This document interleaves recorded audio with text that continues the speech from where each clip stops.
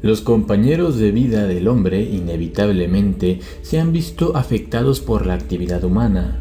No es la excepción durante el combate y el enfrentamiento, pues se ha recurrido a involucrar ciertas especies en combate y ser usadas como táctica. Los animales han sido usados como fines militares en la medida en que ha sido práctico. Cuando su labor deja de ser tácticamente rentable, su empleo desaparece por sí solo.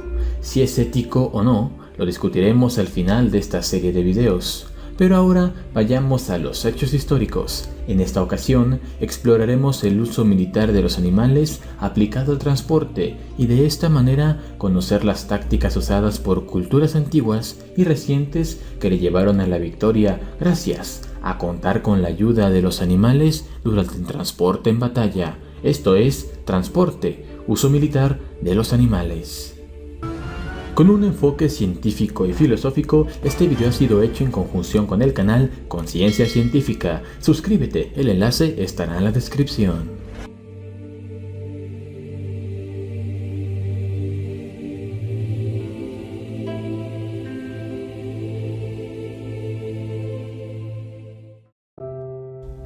Transporte y carga. El transporte y carga son las principales y más antiguas formas en las que los animales fueron usados por los militares. El animal usado por excelencia para la carga es el elefante. Si bien su uso militar no fue tan frecuente durante la historia, los elefantes servían para muchos fines, dado su enorme tamaño. Podía llevar cargas muy pesadas, lo que hacía de ellos un útil transporte, incluso mejor que los caballos, ya que en ocasiones en batalla solían ubicarse en el centro de las líneas, donde se usaban para cubrirse de ataques enemigos o para cubrirse e iniciar un ataque propio. Las cargas de los elefantes pueden llegar a alcanzar una velocidad de 30 km por hora, al contrario que una carga de caballería no podían ser repelidas fácilmente por una infantería mediante lanzas. Su poder se basa en la fuerza bruta. Chocar contra las filas enemigas, aplastarlas y voltear a la gente en el aire con sus colmillos. Los hombres que no resultaban aplastados, como poco eran golpeados y tenían que retroceder. Esto hace a los elefantes útiles para el uso de transporte durante las batallas. Una de las primeras batallas bien documentadas donde aparecen elefantes fue en Gaugamela. En ella, Alejandro Magno tuvo que enfrentarse a una docena de elefantes indios que el emperador persa Darío III alineó contra los macedonios. Años después, Alejandro tuvo que enfrentarse al ejército indio del rey Poros, que contaba con muchísimos elefantes, esto en la batalla del río Hidáspides. Camellos. En este apartado de transporte entra también el camello usado ampliamente en Oriente. Un empleo temprano es el del rey árabe Gindibu, que acudió a la batalla de Karar con 1 millar de dromedarios para luchar contra nada más y nada menos que los asirios. En la posterior batalla de Timbrea, los persas enfrentaron otros tantos a los indios. Los persas creían que el olor de los camellos ahuyentaría a los caballos indios y los usaron como antiarma de caballería, lo cual en realidad funciona. En general, el empleo de dromedarios se dio en el norte de África y Arabia.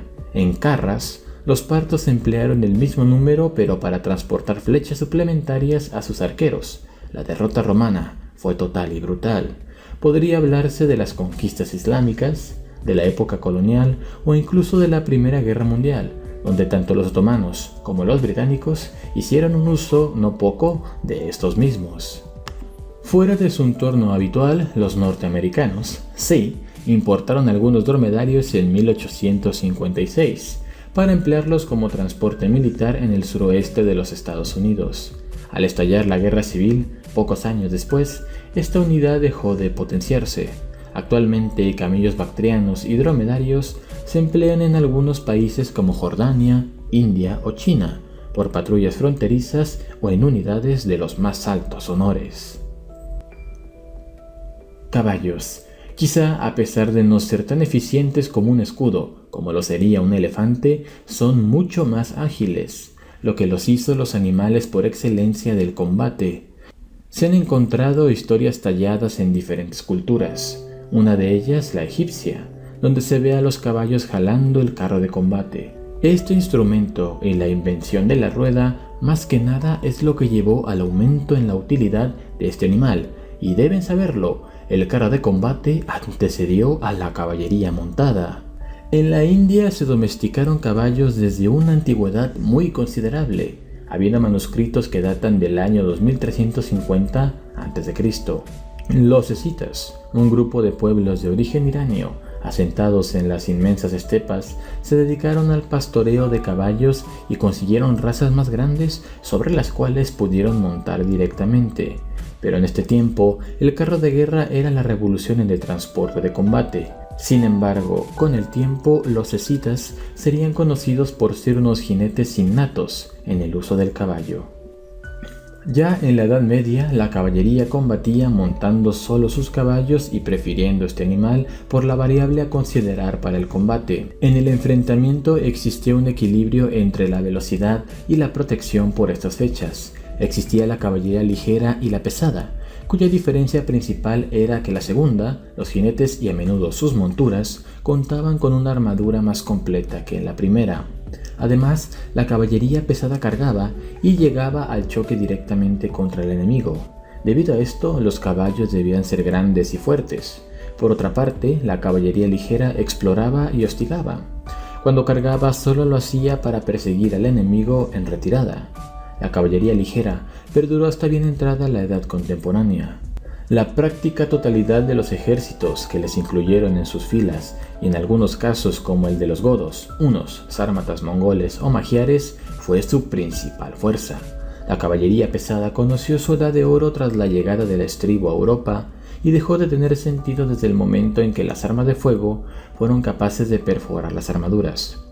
A este punto es que deja de tener sentido usar a los animales como principal arma o ventaja en una batalla, lo cual fue haciendo que descendiera su uso poco a poco, pero el uso de los animales en otras áreas no ha cesado, e incluso en el transporte por completo no lo ha hecho. Sin duda alguna, el área del transporte y la carga de suministros se vieron potenciadas en tiempos anteriores por la presencia de los animales.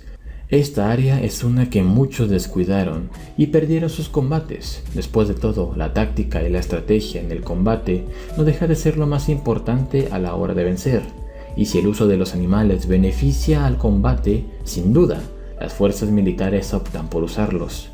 Y es aquí que, en afán de desarrollar cada vez medios que mejoren el potencial militar, llegamos a la actualidad, donde el uso de animales está tomando otros fines. Con la llegada de la robótica, se abre el abanico de posibilidades, en la que el hombre no toma lo que necesita solamente de la naturaleza, no, sino que de no existir, se atreve a crearlo. Hablo de la robótica militar y específicamente de la robótica animal, aquella que estudia a los animales y toma sus características morfológicas y de comportamiento para reproducirlas y mejorarlas en un diseño artificial. Sin duda, alguna de estas tecnologías impactarán en el campo militar. Imaginen un insecto tan pequeño que pueda servir para espiar. Un aterrador robot que utilice camuflaje en la apariencia de un animal y no lo puedas identificar. En el caso de la carga y el transporte, cuando no sea efectivo viajar en aviones o vehículos grandes y el sigilo sea indispensable, estas máquinas con morfología perfecta serán utilizadas para llevar la carga o montar en estas. Ahora imagina por un momento cómo es que estas herramientas con morfología animal serán integradas con armamento y herramientas que harán que la guerra tome un tinte de miles de posibilidades, pues los recursos y tácticas son cada vez más amplios y, por desgracia, la guerra cada vez se va enriqueciendo más. Esperemos y las nuevas tecnologías sean usadas para el bien y aprendamos a cuidar y respetar a los animales. Y en este estudio, para imitar sus comportamientos y morfología, podamos observar más allá de nuestro beneficio. Finalmente, veamos que son mucho más que un objeto. Son hermanos de casa, de esta casa, la tierra nuestra. En futuros videos exploraremos más usos militares y tácticos de los animales.